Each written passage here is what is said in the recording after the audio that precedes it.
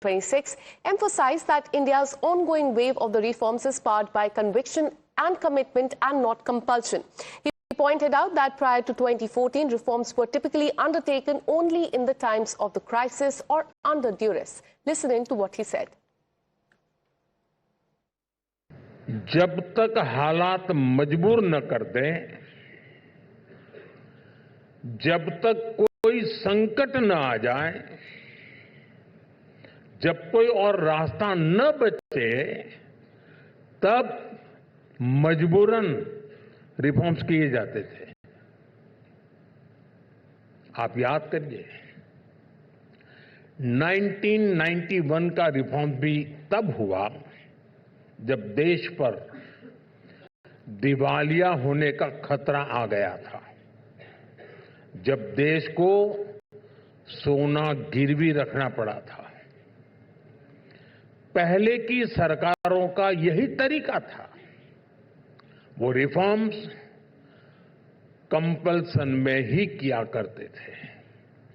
साथियों, आज मुझे गर्व है कि बीते 11 वर्षों में हमने पूरे कन्विक्शन के साथ रिफॉर्म किए हैं और ये रिफॉर्म पॉलिसी में हुए हैं, प्रोसेस में हुए, डिलीवरी में हुए और इतना ही नहीं, माइंडसेट में भी रिफॉर्म हुआ है।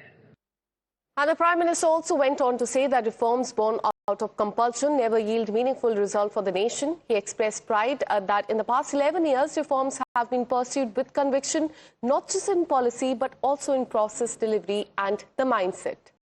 For more on this, let me go across to my colleague Dev, who has been tracking all the details. Dev, the Prime Minister emphasized on conviction and not compulsion, comparing his term with the UPA term, also drawing comparison between what is happening now to what has happened before 2014. Take us through the key highlights of the Prime Minister's address.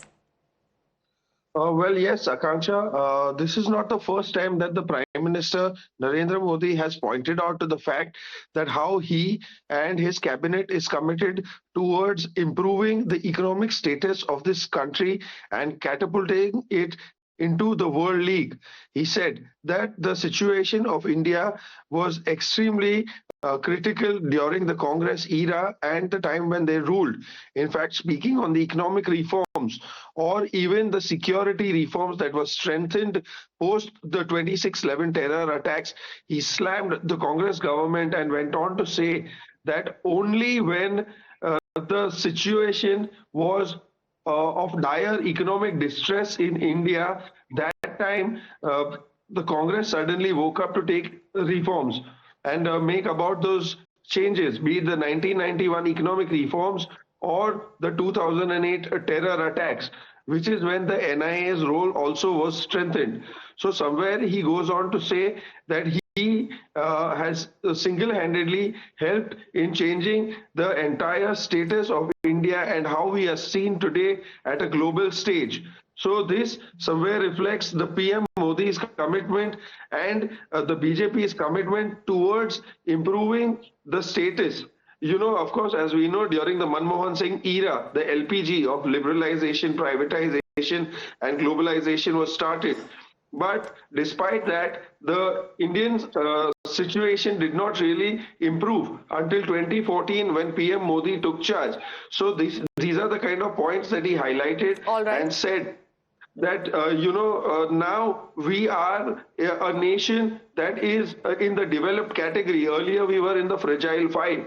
And nobody really wanted to do any kind of trade, business or any commercial deals with us in comparison to what we see now, as the numbers can proudly reflect. So these are the kind of details that PM Modi had shared at the Global Business Summit.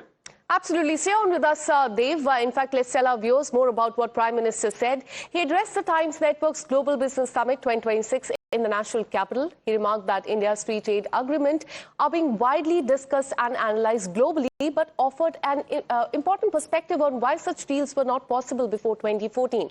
Prime Minister questioned why, despite the same country and the government system, comprehensive trade deal with a developed nation were absent earlier. He also explained that the change lies in the government's vision, policy and intent and India's enhanced strength. Listen in to what he said. साथियों, आजकल आप लोग भारत के FTS यानी free trade deals पर काफी चर्चा कर रहे हैं और मैं यहां एंटर हुआ वहीं से शुरू हो गए लोग। दुनिया भर में इसका एनालिसिस हो रहा है, लेकिन मैं आज इसका एक और इंटरेस्टिंग एंगल आपको बताता हूं। मीडिया को जो चाहिए वो तो इसमें नहीं होगा शायद, लेकिन हो सकता है कुछ काम में आ जाए। और मैं पक्का मानता हूं जो बात मैं कहने जा रहा हूं, आपने भी इसके बारे में विचार नहीं किया होगा। क्या आपने कभी सोचा है कि आज इतने सारे विकसित देशों के साथ फ्री ट्रेड डील्स हो रहे हैं? क्या यही काम 2014 से पहले क्यों नहीं हो पाए? देश वही, युवा शक्ति वही, सरकारी सिस्टम वही, तो बदला क्या?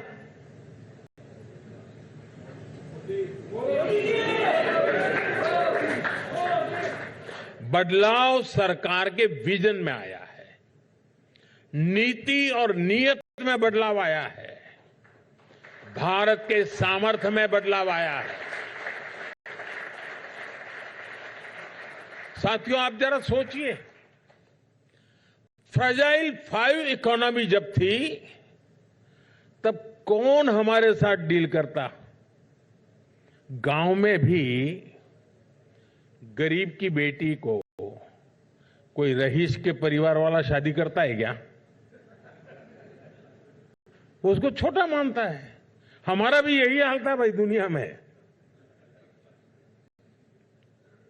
जब देश पॉलिसी पैरालिसिस से घिरा था, चारों तरफ घोटाले और घपले थे, तब कौन भारत पर भरोसा कर पाता? 2014 से पहले भारत में मैन्युफैक्चरिंग का बेस बहुत कमजोर था और जिसके कारण पहले की सरकारें भी डरती थी। एक तो कोई आता नहीं था और जरा से भी कोई कोशिश करे तो ये लोग भी डरते थे।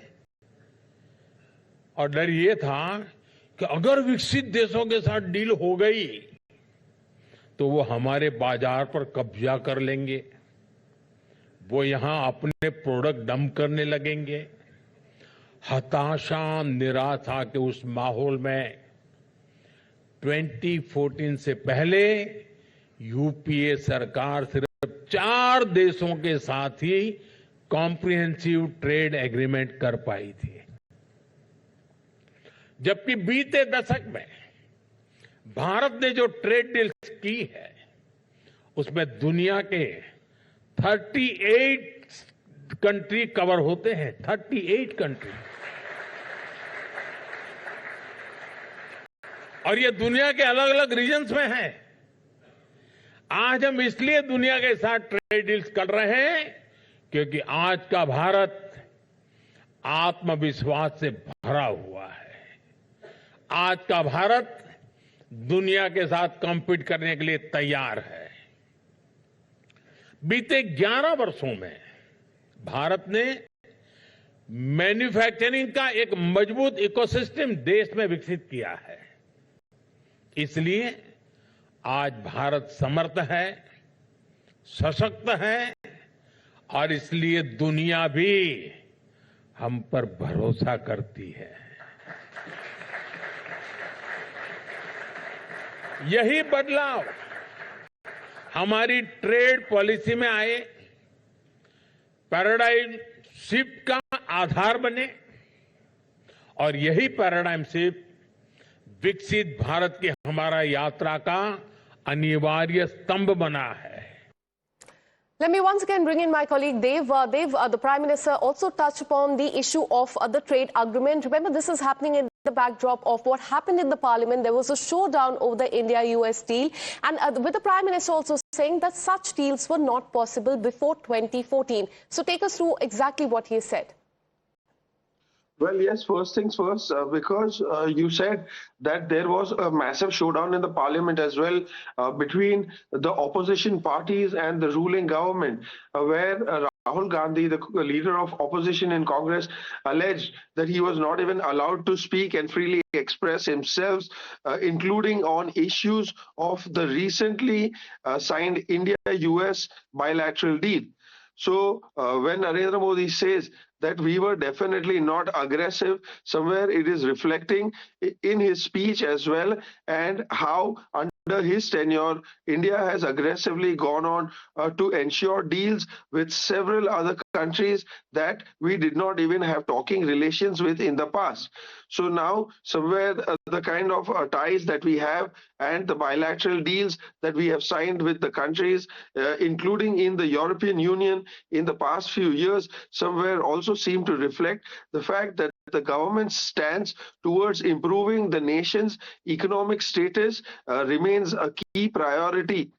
Also, with the fact that it has been growing to support a lot of local traders, MSMEs, and budding entrepreneurs, also seems to reflect the government's commitment and rather renewed commitment in changing India's economic status and All right. catapulting it onto the world stage. So all the major nations that were reluctant to do business with us today now want to shake hands with us and somewhere conduct these kind of commercial deals, wanting to start manufacturing within India. So these are exactly the crux of the points that the PM has highlighted in his speech at our summit.